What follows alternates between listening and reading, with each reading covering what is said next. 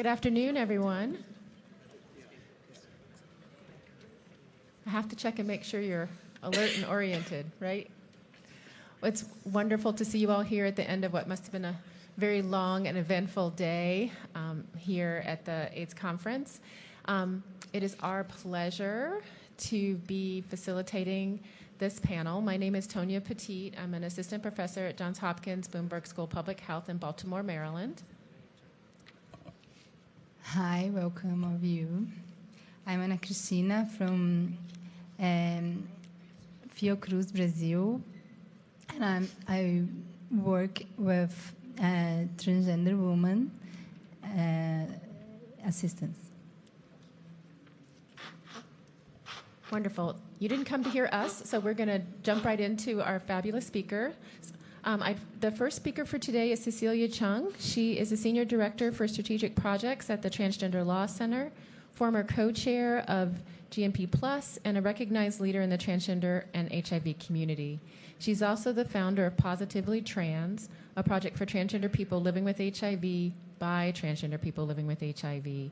So please join me in welcoming Cecilia.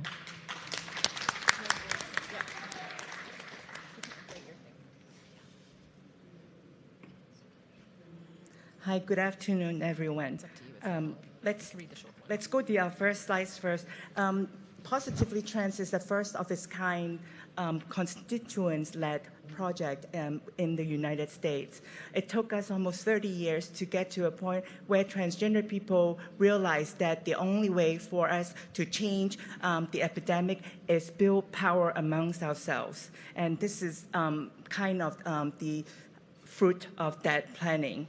And also, we want to put a face, on transgender people living with HIV. Sometimes they look like me, but most of the time, they wear a different skin color. But we don't see them in many of the programs that is working for them. They're not in leadership roles. They are rarely in staff positions either. So for us, we want to really look at how to combat the social determinants of HIV. And so we focus on community leadership, individual stories, individual plan, and also focusing on the national HIV strategies and help to monitor the indicators and and advocate for policy change. And there are four crucial points that we follow, and it's data, stories, advocacy, and leadership.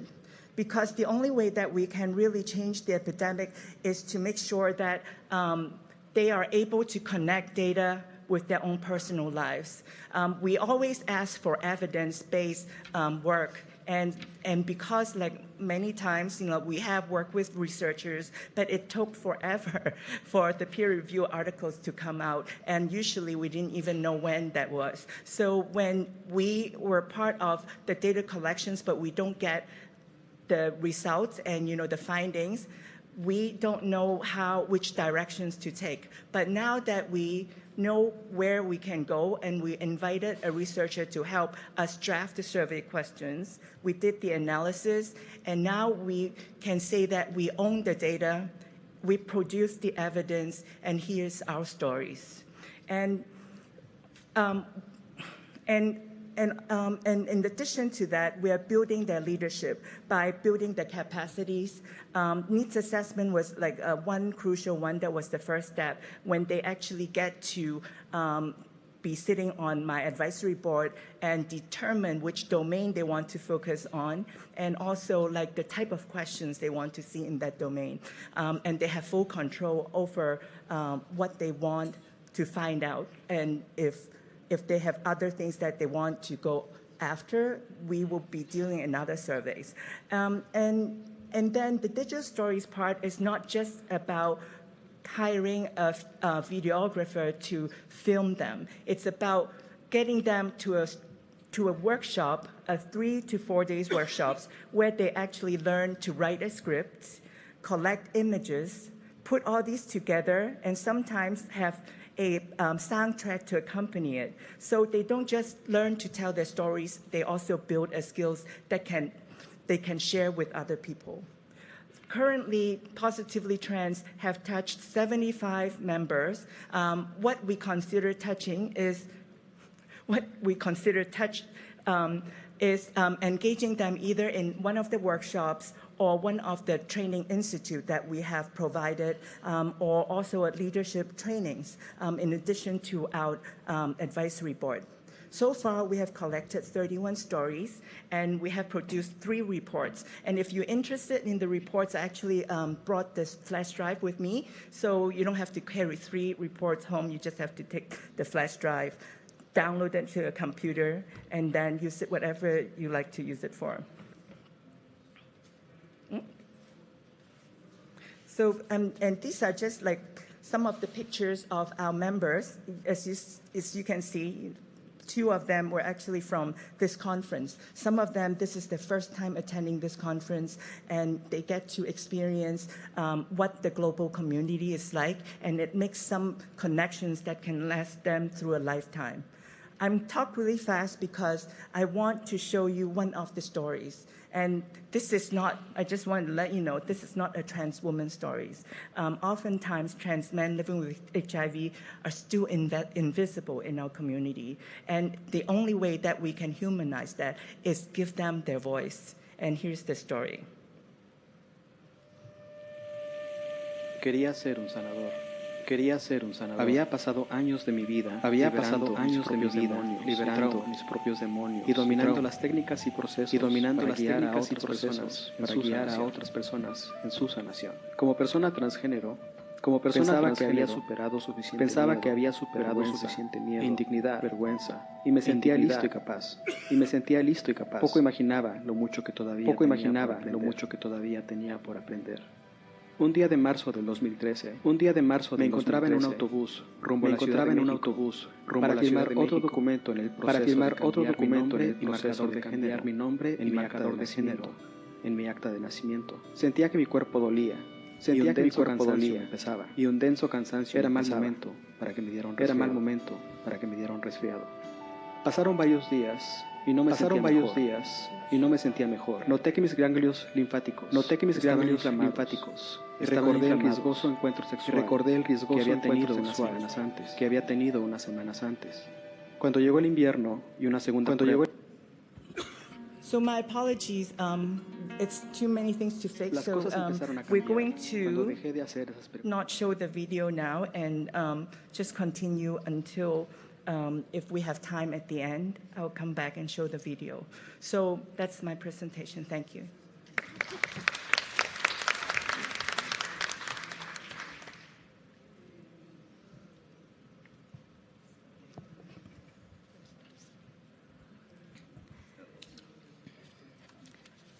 Now I'm going to introduce Enya Saran. She's an activist and a research worker in the area of drug policy, gender and human rights. Her master's study in the University of Amsterdam was focused on gender identities of people who attend MSM services in Tajikistan. Thank you so much. And thank you, everyone, for coming to this important session. I want to stand. Okay. So my presentation will be about my study that I did within my master's program in the University of Amsterdam. And my study was focused on the gender identity of people who use the services of MSM programs in the country. Well, I'm sure that most of you know where Tajikistan is. For those who doesn't, it's a small country in Central Asia. And I visited it for the first time in 2015 when I was doing an evaluation of the country, of the national HIV program. And I was working with all the key populations in the country to evaluate how the program covers their needs. And for me, the most fascinating meetings at this, during this evaluation project were the meeting with MSM, in the capital of Tajikistan and also in one smaller city of Tajikistan. It was two focus groups where people came who identify as men, who have sex with men with HIV services. However, during these focus groups, I was quite amazed because people were talking about them. Although they look like men, perfect Tajik men, and when they talked about themselves, they used the feminine gender. They addressed themselves or their friends in feminine gender. And in the middle of the first focus group, I started to question they were also describing their needs as a need to wear women's dresses and have parties and dance the feminine dances. And I was wondering about their kind of gender identity and if they identify as women or men. And there was no kind of shared identity, and some people said that they identified as women and they performed as women at these focus groups. Other people said that they identified as men.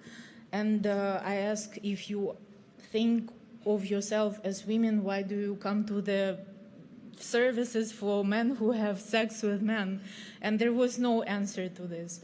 Unfortunately, I couldn't spend like a lot of time on this issue when I was doing this evaluation project. But when I came back to the University of Amsterdam and I needed to pick the theme for my project, I decided to come back to Tajikistan and look more at the gender identity of these people. Who were they? Were they gay men, men who have sex with men, transgender women, just women? I was just completely confused, and I wanted to go back and learn more from these people. So I started an ethnographic historical project in the university within my master's program. Oh, God. Sorry, 1 second. I wanted to watch the time, but no, I trust you guys. Okay. And I wanted to look more in the history of forming like the gender and sexuality norms in Central Asia and particularly in Tajikistan. So I tried to do as much historical analysis as it was possible because actually there is not much literature written on this topic. And I was trying, in reading the literature and reading about the concepts of gender and sexuality in the Persian or Tajik tradition, and how this tradition was affected by meeting with the culture of the colonizers, which was the Russian Empire back in the 19th century, and later the Soviet Union that basically Tajikistan became one of the republics of the Soviet Union. How this encounter influenced the gender and sexuality, understanding of gender and sexuality that was in this land and in this culture before.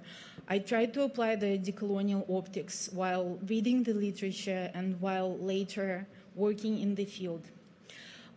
In April 2016, I went for a short ethnographic fieldwork of 6 weeks, where I did a lot of participant observations. I also did 17 in-depth interviews with people and a focus group or a couple of focus groups. And I did qualitative analysis of my field notes and the interviews. So I just want to like really super briefly talk about some knowledge that I got from the study of the literature. Well, first of all, Tajik, linguistically, they belong to and culturally, they belong to the Persian line.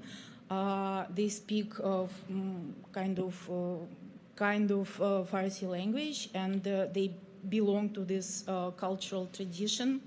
And although the literature on sexuality in Persian tradition is still quite scarce, but there are several historical sources that indicate that sexual relations between males were customary in the Persian culture since at least the 5th century BC. And it was just interesting how for example, the Greek historians Herodotus considered that Persians learned about love and sexual relations with boys from the Greeks, while Plutarch believed that they practiced it long before they ever saw the Greek Sea.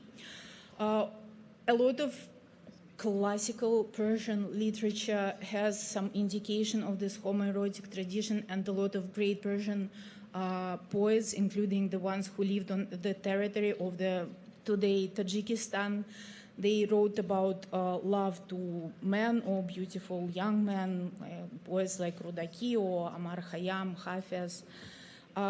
This relationship between men also played an important role in mystical philosophy, like Sufism, for example, and epistemology. Many people know about Rumi and his love with Shams and his poetry and basically philosophical inspiration he got from this love. Also, some people probably know about the tradition of the dancing boys, or Bacha Bazi, and this tradition was very well documented when the encounter with the Russian colonizers have started in the 19th century. So Bacha Bazi is more known to people as Afghani tradition, but it was actually quite spread on the territory of Turkestan, of the Russian Turkestan. And one of the travelers writes about it, that it was like a very wide tradition. So Tamaja, the dancing party, is given almost every day in this or another house in town, and sometimes in many simultaneously, before the fest or the main holiday, Bayram, when there are especially many weddings, which these performances usually accompany. At these times, in all the ends of the town, one can hear the beat of tambourine and drum, shouts and rhyme clapping in time with singing and dancing of bachas. The Russian travelers and European and American travelers who were in Turkestan back then, they describe a lot this tradition because it was like very alien to them and very barbaric. That older men were enjoying the dance of younger boys, and sometimes also romantic and sexual relationship with the younger boys. They also there was a lot of observation how the kind of gender of these young boys have changed as they aged, and when they reached the older age, they would change their gender position from to becoming like the real men in Tajik society. So they would get married to women, they would have children, they would have families, they would start businesses, and there was no notion of sexual orientation. So if you had sex with a man, it does mean that you kind of obliged to have sex only with men. There was no notion like that, which many probably know from reading Foucault. It's quite clear that this notion is quite late in our culture.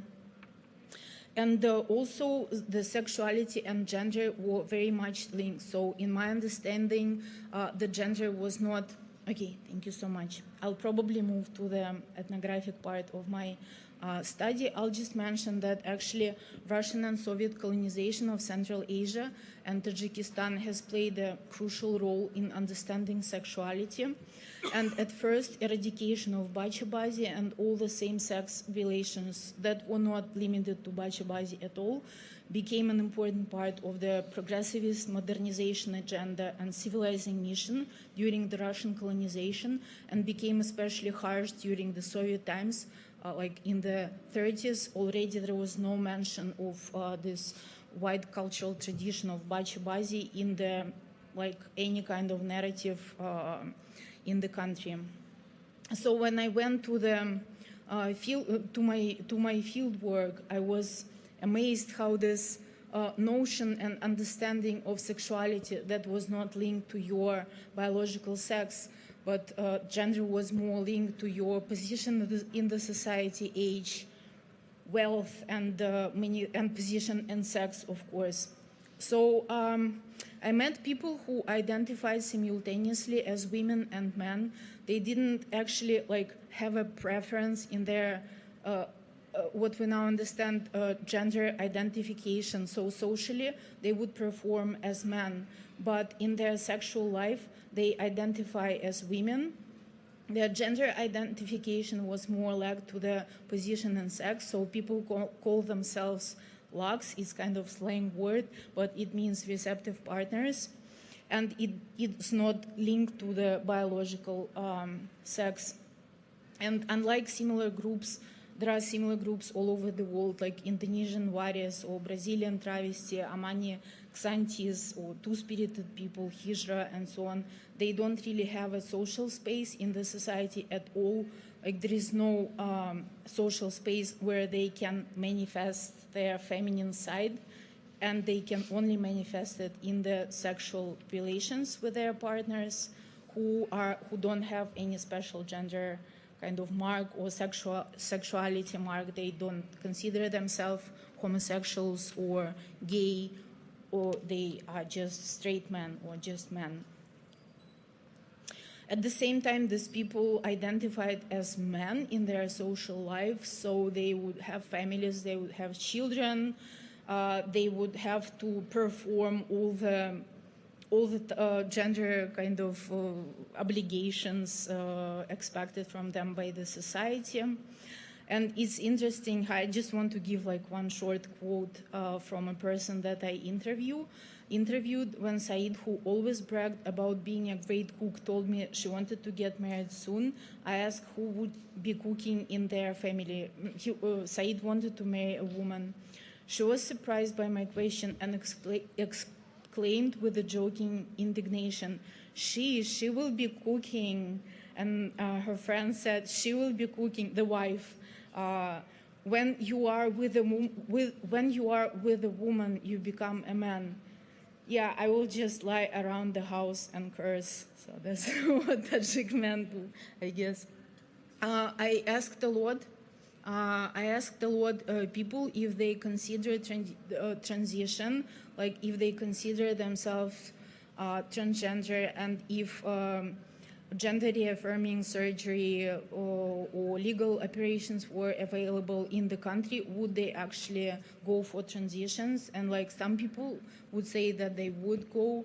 Some people said that they felt quite comfortable and they don't need the formal transition. Or there was some people who are called transsexualki in Tajikistan, but most of them leave the country, or they would change their appearance while they were working as migrants in Russia, but when they come back, they would change their appearance to male again. And as I said, they usually do not identify as transgender people.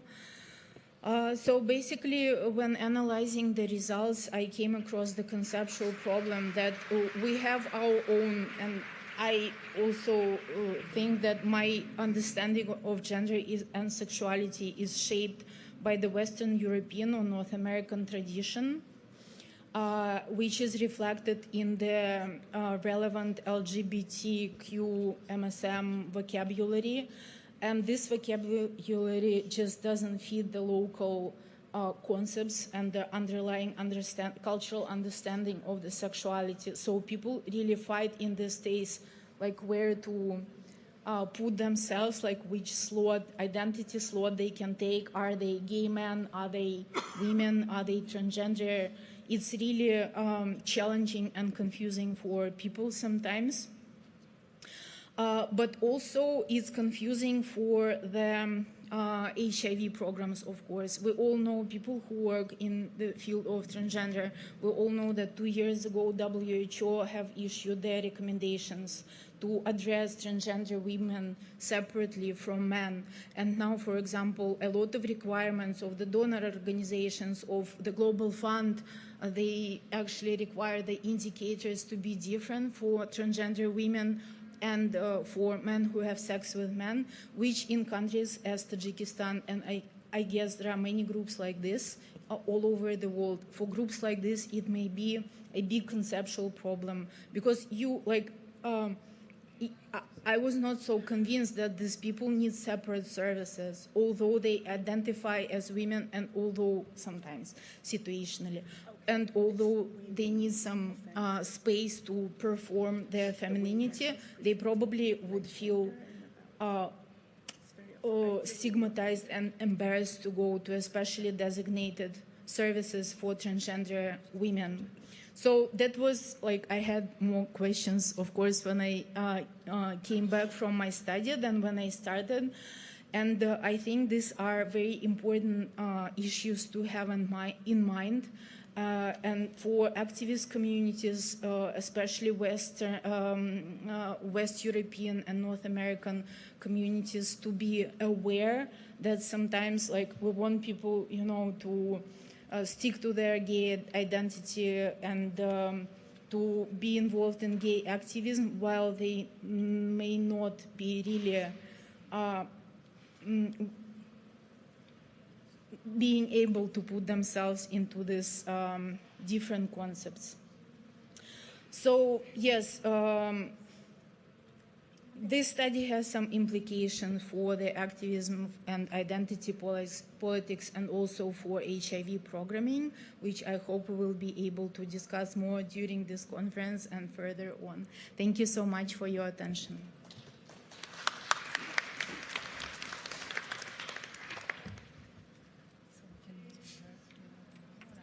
I think some very controversial issues were raised, and I want to make sure that we have time for all of the speakers and respect for their time, and that I think when we get to the question and answer and discussion part, I know that there's already people on the panel who have things to say. I thought that it's about transgender voices. Yeah. Do you want to? Okay. Is it okay to do that then, or? Okay. All right. So I just want to make sure everybody has a chance to speak, and I think if we open it now, then that will not provide an opportunity for everyone to speak, and then at the question and answer, I think there's lots of discussion that we can have. So thank you. Our next presenter is Alicia Kaur. She's a progressive progressive development in the lives of key affected groups and elimination. She works in the progressive development in the lives of key affected groups and elimination of stigma and discrimination in society, and works on improvement in policies from the national level. So please join me in welcoming Alicia.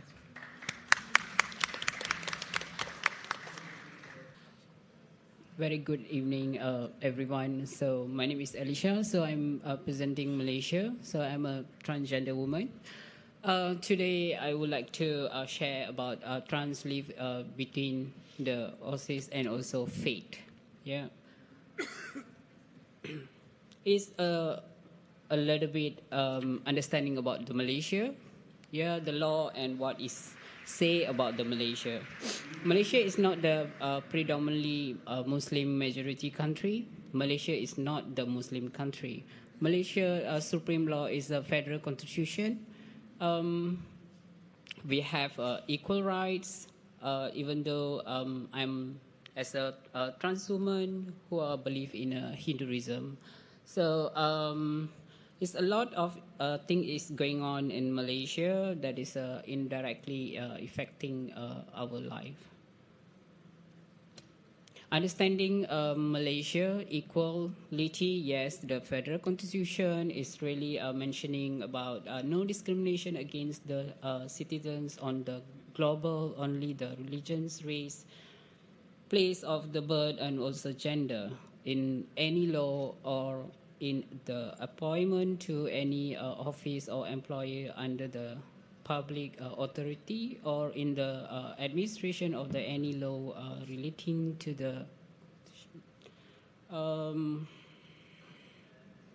transgender and pillar in Malaysia constitution many institution under the umbrella do not identify as one and do not share same experience in identifying and transitioning.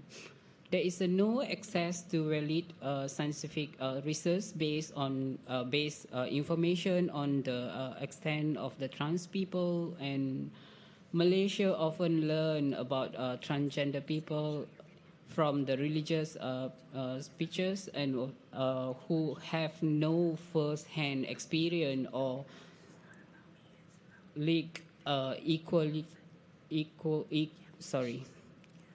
qualification on the subject. Religious leader and speeches are given a light to educate the society their points of view for being a transgender. Although our World Health Organization has removed gender dysphoria from the mental health list, but this is about the Malaysia. Health, science, and faith. Doctors, I'm so sorry. I'm really working a very good relationship with our local MOH and also doctors. But unfortunately, I have to see this is the real situation, what is going on in Malaysia. The doctors in Malaysia are mostly not trained for gender-related studies. They hardly understand about the biological of the transgender people. May they be pre-op or post-op. Just seeking treatment and care is a very hard challenges because of the majority doctor healthcare provider in Malaysia put their faith before the profession. This mistreatment is not given. The seriousness of the deserve and does not head to the information understanding that set by the World Health Organization.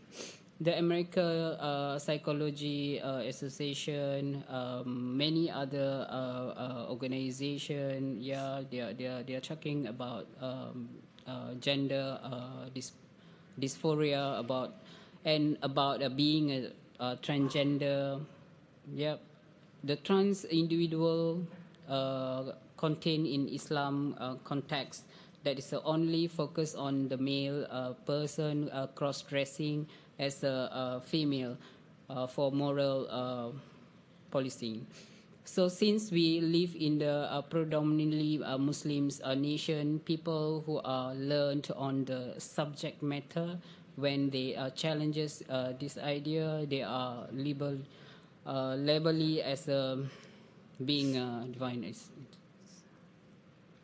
Transgender in Islam. So Islam context does not recognize the words transgender.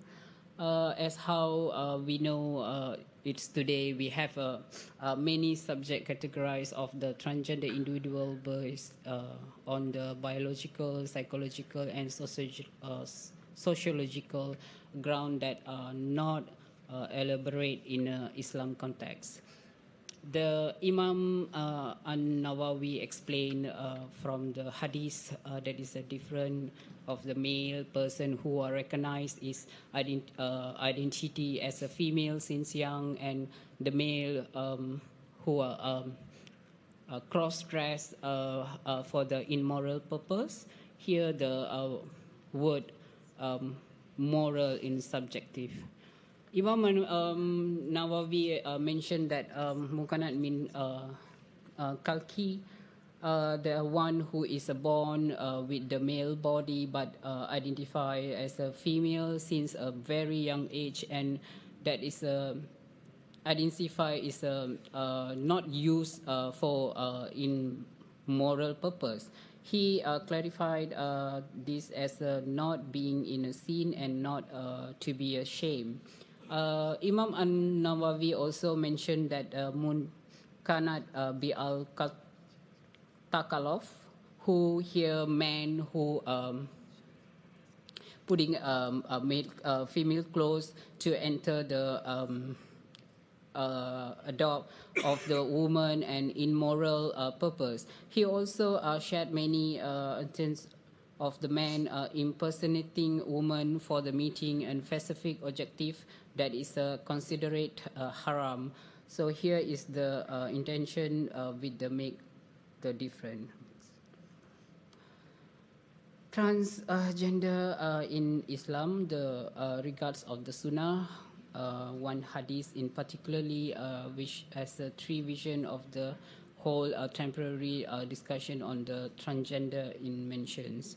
So the Prophet Muhammad visit his wife Salama, is the woman in detail of the Salama brothers, the Mukanat. Yep, promising that he will have shown her to him if the Muslim had quarter of the city of Taif. Prophet Muhammad realized that the Mukhanat was the perfectly able to describe choose of the woman that will arise erotic interest. So therefore, he banished him from the Salama house and the erotic city. So if we take into the account that entire vision of the story, when it is clear that Muhammad banished only that single Mukhanat, not for being effect meat, but for having described a woman to the man using the detail that could arise the erotic interest of the other man. This demonstrates that he was not immune to feminine appeal, as was believed before, and this is the reason could not attend the house of the wife of the prophet, as he will constitute a danger for other representatively. So the attention in Malaysia, religious opinions matter more than scientific research and study. Religious authorities have not held to help debate with the transgender community and other parties who may be able to come up with unbiased discussion. The transgender topic is a taboo, and if someone challenges points by a few irresponsible religious authorities, they are labeled as being divine and challenging the Islam itself. Transgender people do exist. They have exited even before the Malay Sultan era, zaman Kesultanan Melayu. They have been mid-wide attendants of the female royalties and servant of the places women. Being a transgender is not influenced from the Western country. Is the fact history bring us back to the attention of the trans people from even a beginning civilization, starting the index of value. Okay, what need to be done? Urgent need for the government to understand that transgender issue are the matter of the health care and not the faith. So a lot of things have to be done for the transgender women in Malaysia. So now I would like to start why I took the opportunity to build the bridge between religious leader and also the transgender community, because of the it's a really challenges for us, even non-Muslim transgender people in Malaysia to come out to get the public health services in a government hospital. And in the government hospital itself, we don't have any qualified doctors where we can treat us. So to diagnose us what are the level of the gender dysphoria as a transgender people. Also, we don't have any doctors to diagnose us. So that is a very challenges in Malaysia for being a transgender woman. So people always put us under the sex work and misinterpret our gender. Actually, transgender people is not about sex, but they always related about sex. We are more to the health part. Gender must link to the healthcare provider, healthcare center.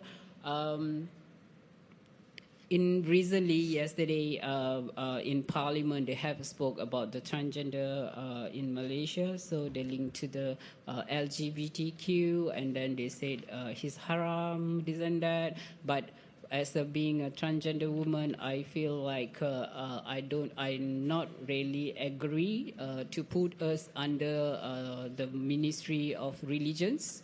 Yeah, they should separate us. And put us under the Ministry of Health.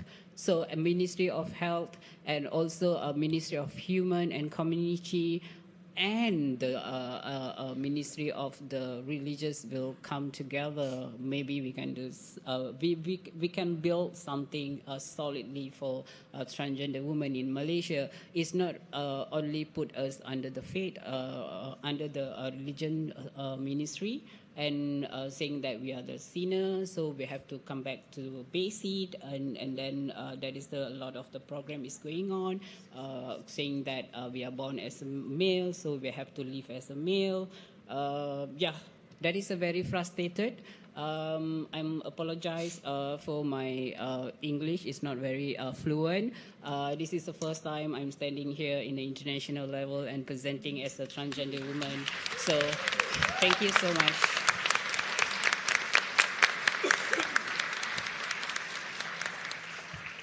Thank you.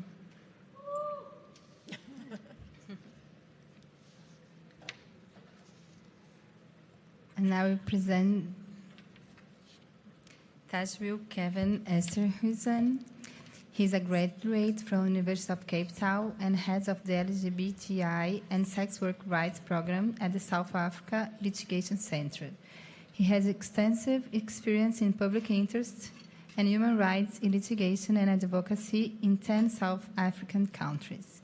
With him, Ricky Rositawel will also present after him.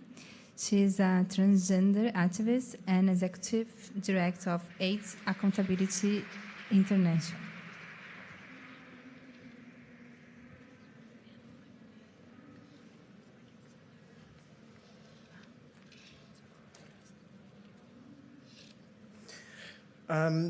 As I was introduced earlier on, my name is Tashwil. I work for an organization called the Southern African Litigation Center. We're based in Johannesburg, and we're a regional organization, and we provide litigation and advocacy support to grassroots organizations in Southern Africa. Identity plays a pivotal role in many activities that comprise our daily lives. Identity documents not only grant us access to routine services in the spheres of public health, social security, and employment, but it allows us to live a life with dignity. For many of us, obtaining an identity document that correctly reflects our particulars is a relatively easy process. For transgender persons throughout Africa, however, the road to obtaining an identity document that matches their expressed gender identity is literally impossible. This exposes transgender persons to ongoing stigma and discrimination and essentially deny them of their human dignity. So what I will be talking about today is two cases in Botswana in which we've been involved with, two groundbreaking cases in which the court upheld that all persons, regardless of their gender identity's dignity, should be respected.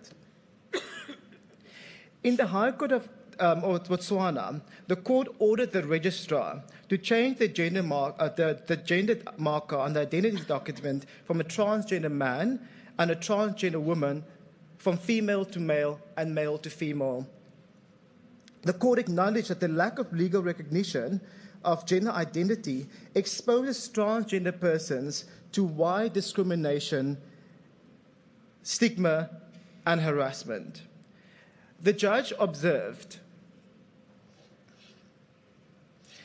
that recognition of the applicant's gender identity lies at the heart of his fundamental right to dignity. Gender identity constitutes the cause of one's sense of being and is an integral part of personal identity. Legal recognition of the applicant's gender identity is therefore part of the right to dignity and freedom to express himself in the manner that he feels comfortable with. This was a groundbreaking judgment in Botswana. Following this judgment, transgender persons, and one of the activists that was part of the case will be speaking. This is why I'm going a bit quicker, because I have to share my time with her, but I think it's more important that she should speak as opposed to me. I'm just going through the legal implication of the judgment. And so in that case, just to give you a big background about the arguments that the state raised against the legal recognition, and it was a tough process. Ricky will speak about more. It was an uphill battle, from postponements, from judgments to judges being removed, etc. But at the end of the day, the hard work paid off. But in that judgment, one of the criteria, the arguments of the states when we went to the High Court and we applied to change the marker, the state then responded to say, well, if this person if this person's gender identity does not reflect who they are and they live a life who they haven't born with, then they should just go for therapy. They should go for therapy and then they can move back to the sex assigned at birth. And the other argument the state used was that it's against national security. The state said, if we change the marker, we're going to have a floodgates of people just coming and wanting to change their markers, and therefore it will just be, we will literally have a national crisis. We then said to the court, then, well, where's the evidence? The state, we used the argument, a very technical argument, to say that, yes, if the state says it's against national security, they must bring evidence that it's really going to constitute a national security issue. Because you can't just make bare assertion that something is going to be against national security, and then you can't provide evidence to that effect. And the court agreed with us, and the court said it's irresponsible to make findings or assertions just on speculation. And then the court said you have to bring factual evidence to support that claim. And then the court completely dismissed the High Court's, the state's assertion that you have to bring for the national security. And initially we thought that this might be the state's strongest point, because we know we have African governments and they all think that if we that we have to protect security. But funny enough, we've provided evidence of a case even in the United States, where the court dismissed the similar argument by the state to say that there's no national security concerns. And we all know that if the United States court have rejected the argument of national security, who's for an African court to say it so differently?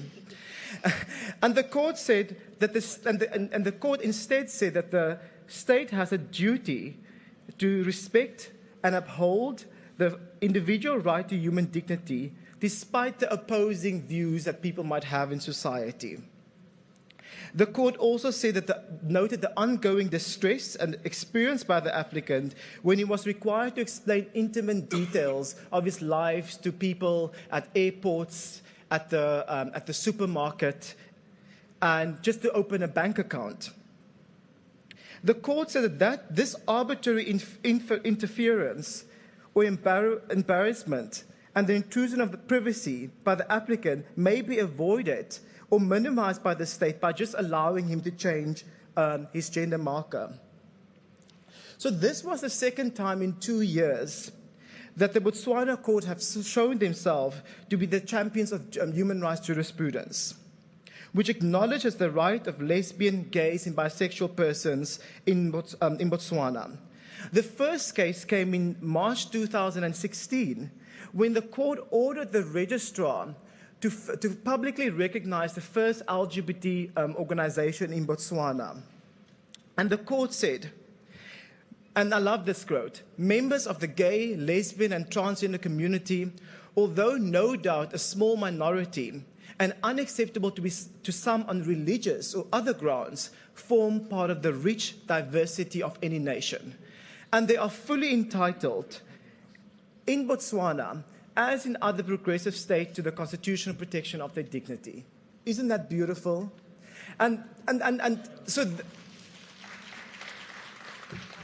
So the Botswana court is setting a basis and a scene for other African countries to follow. However, much work more needs to be done to ensure the respect of recognition of fundamental rights of transgender persons in Botswana, including providing access to adequate gender-affirming treatment and care, and the implementation of non-discrimination and employment policies. These cases, and I must highlight, were brought through by sustained advocacy by brave LGBT activists in Botswana, who has publicly came out and insisted that their rights should be protected and respected. And we should commend them for that. A prominent transgender activist, Ricky Khositawa, which is the lady that's going to speak now, brought a similar case. And she was on the forefront of the LGBT and the transgender activism in Botswana, and has taken a lot of the brunt for negative publicity, negative media, when the case was going through the court system. Ricky will share a bit more of some of her experience. But before that, I just want to say something about the applicant where the court gave the judgment, about his experience after the judgment. I feel that a heavy burden has been lifted off my shoulders. Now I can enjoy the rights and privileges that other Botswanans have the chance to enjoy without fear of discrimination and victimization. This is justice. I am happy. And I just want to commend, he's not here at the moment, but I would just want to commend, because I've been working with Ricky Khositawa. When I started at this position, was one of my first cases that I started working on this case. And Ricky has been very brave in the way she has engaged with the media around this case, the consistent postponement of the matter. Every day when we thought that the matter is going to be heard, and we get there, and then we hear that the judge is either sick or the judge is not there. So I just want to thank her, and also the client in the other case. The client in the ND case, he decided to, because he's not an activist, he just wanted his gender identity to be respected. So we got a confidentiality order to protect his privacy. So we cannot mention his name in the media and also within the judgment. So, and I think that's a crucial point, that we show that in Botswana, that the courts were willing, when they recognized that people are vulnerable to discrimination, that they were willing to provide such confidentiality orders. Ladies and gentlemen, please welcome Ricky Khositawa, an amazing transgender activist and a great friend.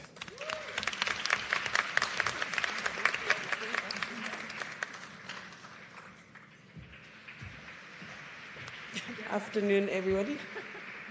Afternoon, everybody. How are we? As introduced, my name is Ricky Khositawa, and I work for AIDS Accountability International. But I'm originally from Botswana, and one of the two of the first cases to be adjudicated on out of my country relating to legal gender recognition. And I think Teshwell spoke absolutely beautifully in terms of the 7 years. Yeah, it does feel like yesterday, but it's been 7 years of actually fighting for this gender marker in my country, where in 2011, having moved back from South Africa, moving to Botswana post my tertiary education, I was without an ID, and how the whole entire case began was just from a point of denial of a replacement, which I was seeking at the time, based on just my physical gender presentation and expression. And that was only the beginning thereafter of a fight with my whole entire government, of standing alone, not necessarily alone, but as a voice and as a face that had to visibilize itself in order for us to be spoken about as human beings and not just as a case number. And that was, I think, the reason why I also felt a need to make sure that then I was really, really visible and engaging, both with community and engaging with media practitioners around the representation of what this matter was all about and how human dignity is inherent in all human beings, including transgender persons, in as much as at the point in when we were seeking this gender marker, there wasn't such kind of a landmark ruling that could have at least made some form of protections for me in seeking this kind of a gender marker change.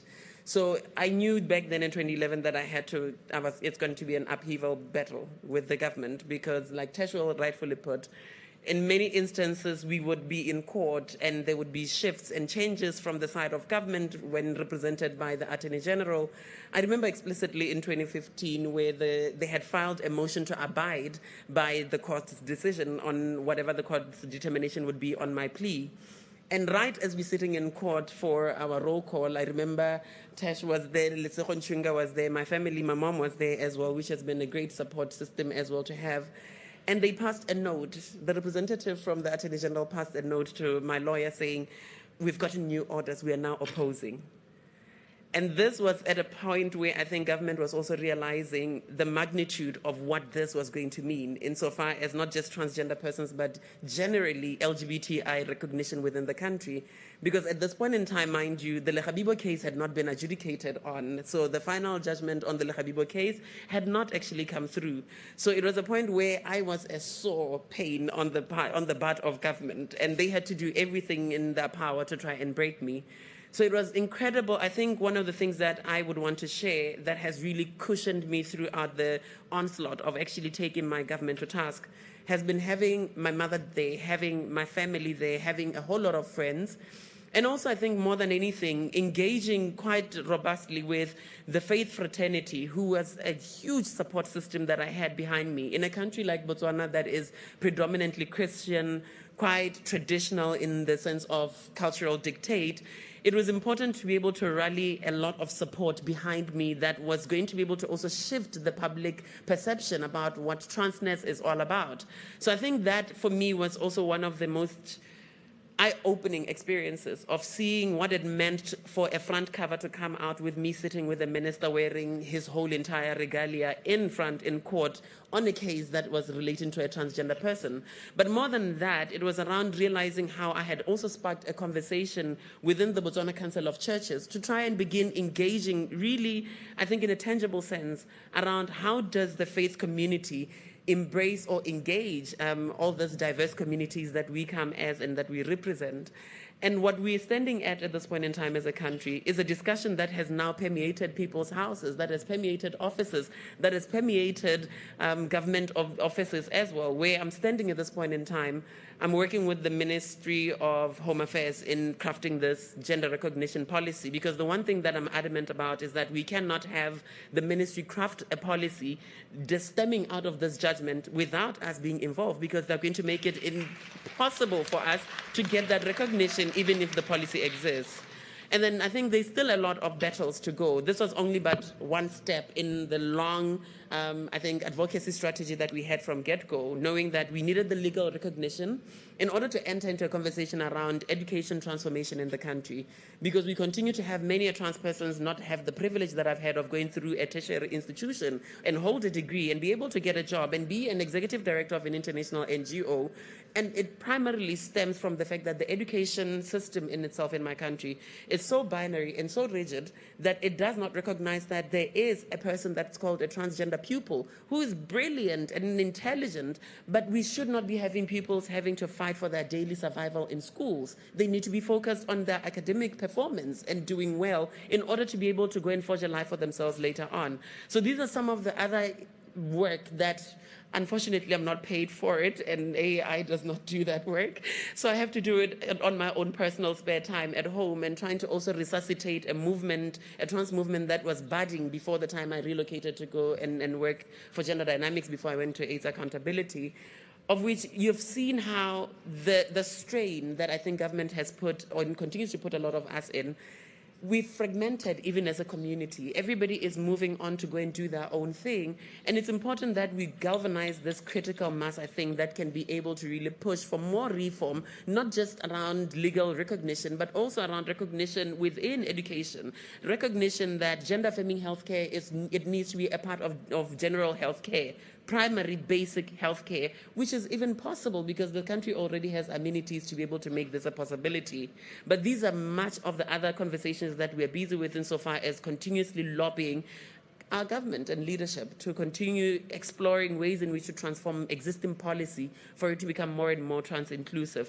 So I think I could not have made it without the support of SALC, definitely. My lawyer, who also isn't here, Lesego Nchunga. So I think I've had a wonderful team that has really been, I think, the air beneath my wings that has gotten me this far. And it's important to highlight the fact that the legal cost of a 7-year battle of a case in the High Court does not come cheap. And part of the reason why I think I've fought so hard and visibilized myself in a country where there's been backlash, even in the media, because of just being out there, it's important that we ensure that then others understand the struggle of having to expect anybody to go and affirm their identity through a court system. It's a very laborious process. It's taxing physically, it's taxing emotionally, it's taxing mentally, and even financially. And as such, I'm hoping and working so hard to ensuring that then no other person after me has to go through this kind of a process and ordeal in order for them to be affirmed to be themselves. And that we need to continuously holding our governments and our leadership accountable to account for our rights, to account for our lives, and to account for our well-being. And I think that is why I'm going to continue the battle to ensuring that then policy in itself recognizes, or at least that this recognition that we've gotten through the court becomes the trampoline that we'll be able to step off of in order to be able to reach much higher fruit insofar as protecting the rights and well-being of trans persons, both in Botswana and I think across the whole entire continent, because this is legal precedence that's been said that I think is obviously going to have a ripple effect on the rest of the continent. With that, thank you.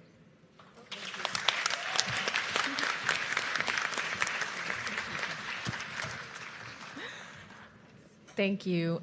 And now we move to our last speaker, and hopefully we'll have some time for rich conversation at the end. It's my pleasure to introduce. Should I introduce both of you? Yeah. Yeah, okay. I'm doing the first half and she's doing the second. Okay, so introduce Dr. Carmen Logie, who's an assistant professor. Associate now. Oh, associate professor. All right, you got to update your bio. Promoted associate professor of the Factor Inwentash Faculty of Social Work, University of Toronto, and adjunct scientist at Women's College Research Institute. And with her will be Yasmin Persad, coordinator for TPOC, Trans People of Color, at the 519 Community Center in Toronto, Canada. Thank you. I'm honored to be here with my colleague and dear friend Yasmin Persad, who will be presenting the second half of this talk to discuss the process of developing Transcending Love, an arts-based workshop with and for trans women of color in Toronto, Canada. I'd like to acknowledge my co-authors, in addition to Yasmin, Tatiana Buttercup Ferguson, Shannon Ryan, Dalak Mariadego. We have no conflicts of interest. Today we'll be talking about what we did and why we did it, what we found and what we learned. We know that around the world, trans women experience stigma and social and economic exclusion that harms their well-being and constrains their human rights. And we know that this contributes to health disparities, including mental health inequities and increased HIV prevalence. Oops. We also know that protective factors for trans women span many levels, including self-esteem, social connections, transgender rights laws, and transgender affirmative healthcare and HIV information. Intersectional stigma is important to consider in the lives of trans women of color. At the intersection of gender identity, race, socioeconomic status, among other identities and experiences, there is both marginalization and opportunities for solidarity, resilience, and resistance.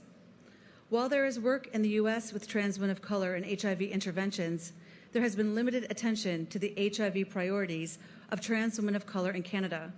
This is an urgent gap. We know that African, Caribbean, and Black women have an HIV incidence 6-fold higher than their white counterparts in Canada. Our prior work with trans women living with HIV in Ontario, Canada, demonstrates experiences of intersectional stigma, including sex work stigma, racism, transphobia, sexism and gender discrimination, and HIV-related stigma, as well as coping strategies, including resilience, social support, and challenging stigma. We also found marginalization processes along the HIV prevention and care cascades. So what did we do? We originally planned to adapt an evidence-based US CDC HIV prevention intervention for trans women of color in the US for Toronto, Canada. First, we conducted a focus group with trans women of color, followed by a consultation with the research team, including trans women of color community leaders. The findings led us to develop Transcending Love Arts Workshop. We pilot tested with 3 groups of trans women of color in Toronto. We conducted focus groups directly after the workshop. We will present these findings to you today. In the first focus group, there was a resounding call to move away from HIV and to focus on self-love, validating persons' lives, and helping persons to accept themselves in a world that was stigmatizing. For example, there's not enough outreach in those communities to really empower trans women to love their bodies and to be safe.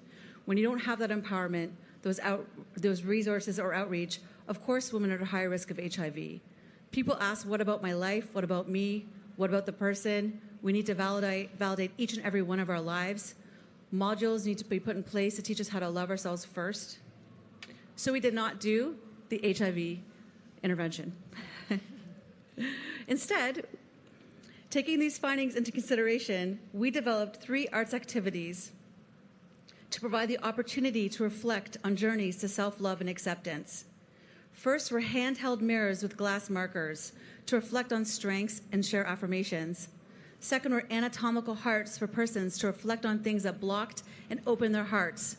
This was preferred over body mapping, which was described as focusing too much on trans women's bodies.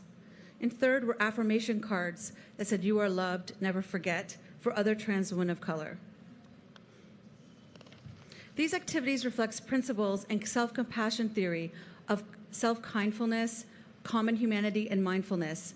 This theory focuses on how to relate to ourselves with care and kindness in times of pain and suffering, and self-compassion is associated with positive health outcomes. This is our project art, so beautiful.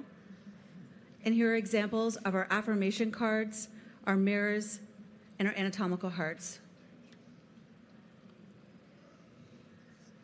We had 18 workshop participants, including African, Caribbean, Latinx, Indigenous, and other ethnicities. 2/3 were immigrants to Canada. Arts activities elicited coping strategies and journeys to self-acceptance. I will briefly share some of these journeys before passing along to Yasmin to discuss her reflections on the workshop. This mirror says, "This is the best in you." The participant described when she was holding up this mirror to the focus group, "I saw an amazing person in the mirror who go through a lot of shit in her life and she is still standing. I saw the best person in the world in the mirror." This mirror says, "Beauty is in the eyes of the beholder." Self-love is the most important love. We think in order to be trans, we need to look a certain way or fit a certain type of woman. But in reality, there are various types of women. When you look in the mirror, you're going to see you. And when you see you, you should see beauty. The heart description. I have a lot of issues blocking my heart. Fear, pain, anger, my surgery, accidents, ignorance of society and family. I am a survivor in this shitty world. I love myself beyond this hatred, beyond this ignorance. This leaf represents growth. Hard things happened in my past. If they didn't happen, I wouldn't be here today, and I wouldn't be who I am. And finally, before I pass along to Yasmin, it's hard to hear the world constantly telling you, bringing you bad emotions. You have to always start at a place of self-love. And I don't know if you can see inside of this heart, there are the words joy, hope, love, pride, trust, and passion. Yasmin will now discuss the participant reflections and what it means for HIV prevention interventions.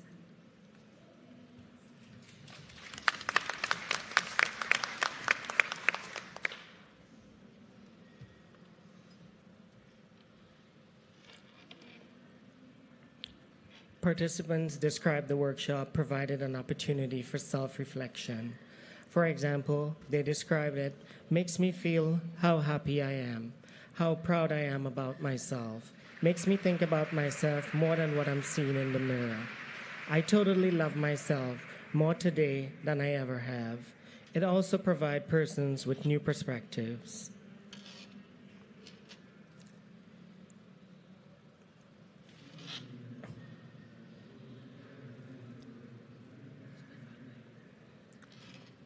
Workshops provided the opportunity for sharing and mutual support. This was described as a special, rare opportunity. The more we can celebrate our love for each other and doing the work of self-care, of saying we're beautiful to each other, that's something that I think is hard for us to do because we get the opposite messages all the time. Others expressed this made them feel less alone. It is breathtaking to know that you can find trans women who would, before knowing anything else about you, be open to share your stories.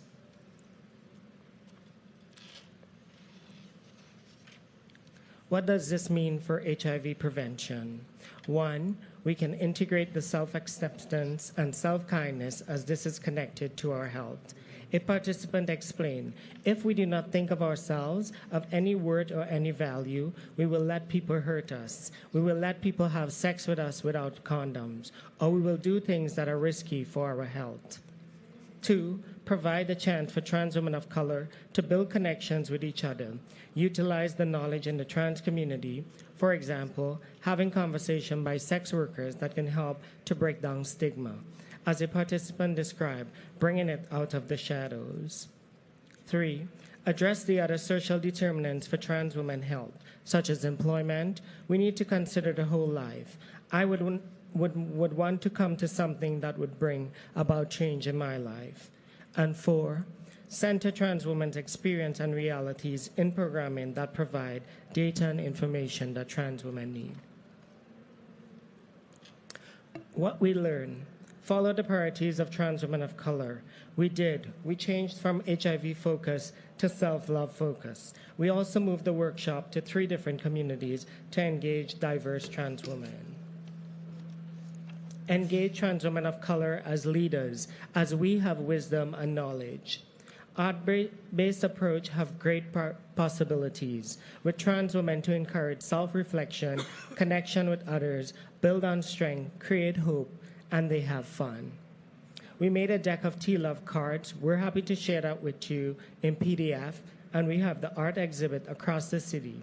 Come see us at the Canada Pavilion tomorrow at 3:30 p.m. to see huge T-Love images and talk with us. An affirmation card. I am who I am. Life will be better. Transcend. I love me. We would like to acknowledge the participants and the peer research assistants, the collaborators, the 519, Black Cap, Maggie's, Women Health and Women's Hands, the team members, Logie, Ferguson, Ryan, Mado, the funders. You can contact Carmen, and you can check out the exhibit tomorrow from 3:30 to 4:30 p.m. Thank you.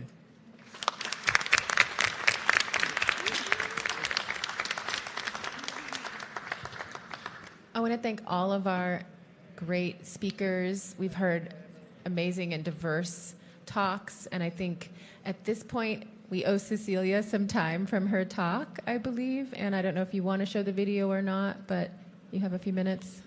If we have the time, I would like to show the video. Yes.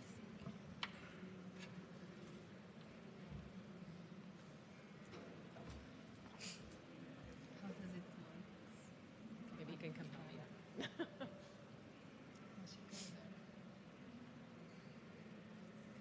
So I just want to remind you, this is the workshop that we provide for these participants. So the video that you're about to see, it was actually his work, his script, his images, his background music, and his stories.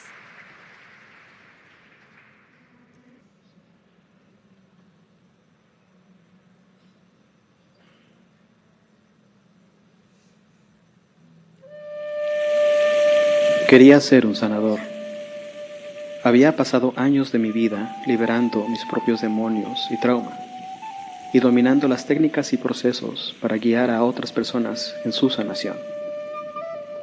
Como persona transgénero, pensaba que había superado suficiente miedo, vergüenza e indignidad y me sentía listo y capaz. Poco imaginaba lo mucho que todavía tenía por aprender. Un día de marzo del 2013, me encontraba en un autobús rumbo a la Ciudad de México para firmar otro documento en el proceso de cambiar mi nombre y marcador de género en mi acta de nacimiento. Sentía que mi cuerpo dolía y un denso cansancio me pesaba. Era mal momento para que me diera un resfriado. Pasaron varios días y no me sentía mejor. Noté que mis ganglios linfáticos estaban inflamados y recordé el riesgoso encuentro sexual que había tenido unas semanas antes. Cuando llegó el invierno y una segunda prueba confirmó mis sospechas, el shock y el temor de ser seropositivo habían sido reemplazados por una desolada resignación. Me resigné a estar solo, a ser sexualmente indeseable, contaminado, imposible de amar. Durante mucho tiempo llevé conmigo profundo pesar y vergüenza. ¿Qué tipo de sanador era yo cuando no había podido amarme y cuidarme? ¿Cómo podría dar la cara a aquellos que confiaron en mí cuando yo había traicionado mi propia integridad? ¿Por qué yo? ¿Por qué esto? ¿Por qué? Las cosas empezaron a cambiar cuando dejé de hacer esas preguntas y comencé a preguntar, ¿para qué? ¿Cuál es el propósito de esto en mi vida? ¿Cómo puedo usar esto para aprender y crecer? Las mismas preguntas que hace años transformaron mi viaje en mi transición de género. Ya no niego mi realidad. Ya no estoy atrapado en arrepentimientos. Lo acepto, me rindo a esto. De alguna manera yo lo llamé a mi vida. No soy la víctima del VIH. Independientemente de lo que suceda, lo único que nadie me puede quitar es la libertad de elegir quién soy. Soy poderoso. Soy digno. Merezco ser amado. Esos son los regalos que pongo al servicio de mi visión como sanador.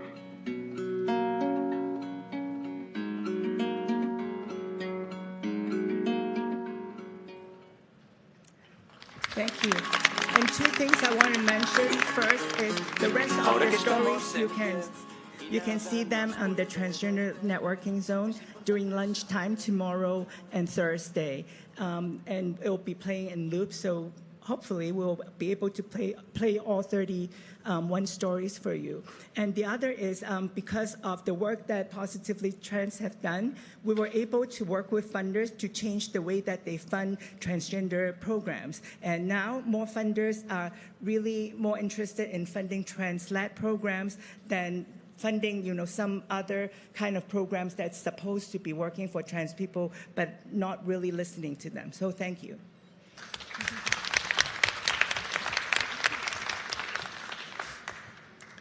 Thank you, Cecilia. So we have about 8 minutes for questions, comments, engagement with the panel members. So feel free to come forward to the microphone if you have something you want to say.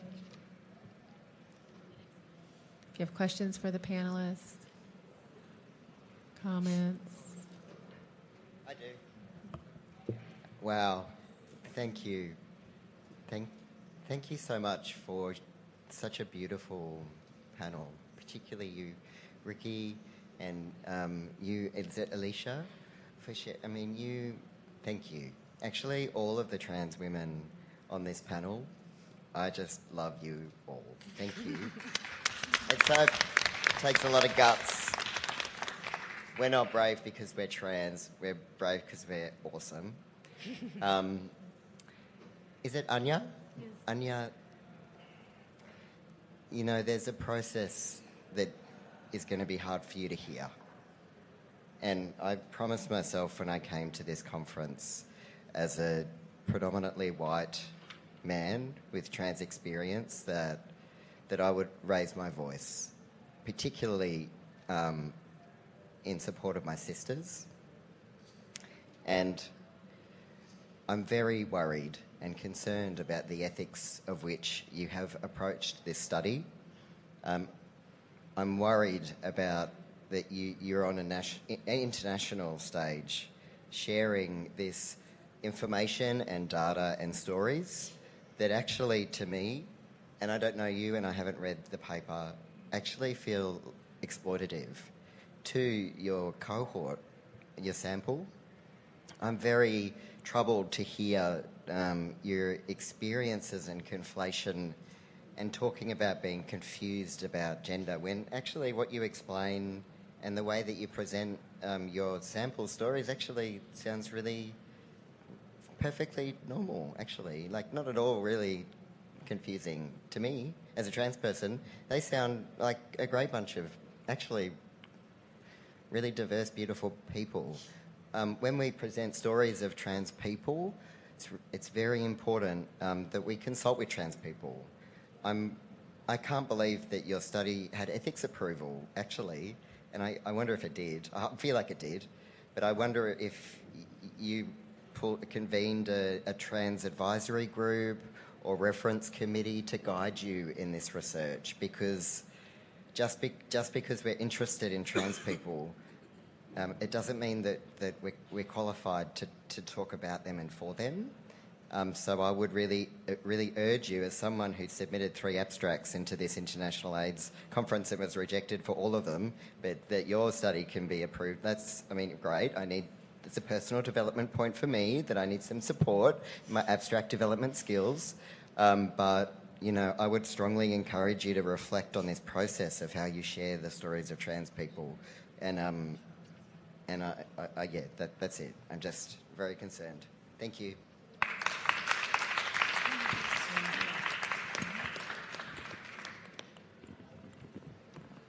Yeah, thank you so much for your contribution.